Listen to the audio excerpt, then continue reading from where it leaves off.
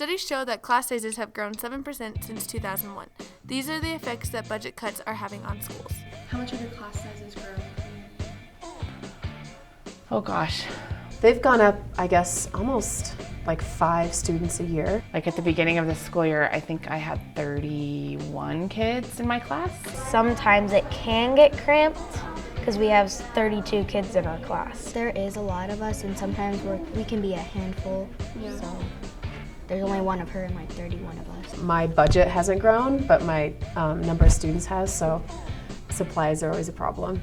Some kids don't get like what other kids get, like there's only a couple of cubbies and stuff to keep your stuff in. So And some kids don't get cubbies? Yeah, so I have to have like a basket and a hook.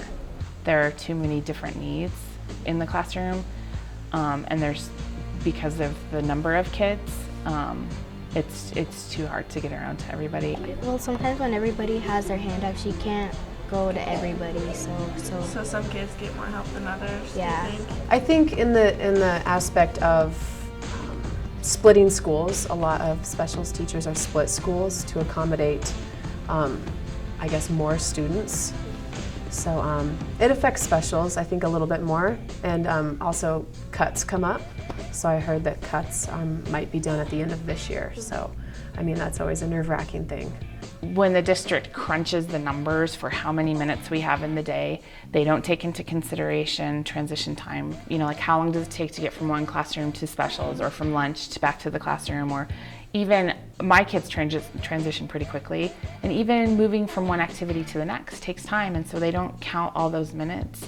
It's just not realistic. Never have enough time for everything. It's good there's fundraisers, but it seems like there's always a fundraiser going on here, which isn't, I guess, necessarily a bad thing, but I think it's a lot of work for the parents too. Yeah.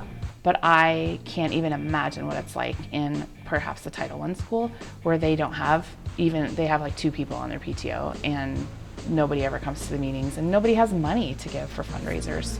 So I'm sure that it's affecting some lower economic schools more than it's affecting us as far as school supplies go. So the pay cut that we just got was a bit demoralizing. I think, you know, my brother's in technology, and I know that we don't have the same kind of money that technology does, but he was kind of appalled when I was telling him about this. He said, you know, in any other industry, if you are doing a good job and you are, you know, 11 years in, then you get rewarded for doing that good job with a pay increase, even if it's, you know, $500 a year. But here they're like, well, here's 50 more things that you have to do this year. Oh, and by the way, we're not going to pay you as much. I was like, that just doesn't feel very good. And I'm kind of like, I don't know if I want to be a teacher anymore. I'm kind of tired of this stuff. And so I'm doing my best still, but in the back of my head, I'm like, oh, this is, you know, kind of sucks that they did this.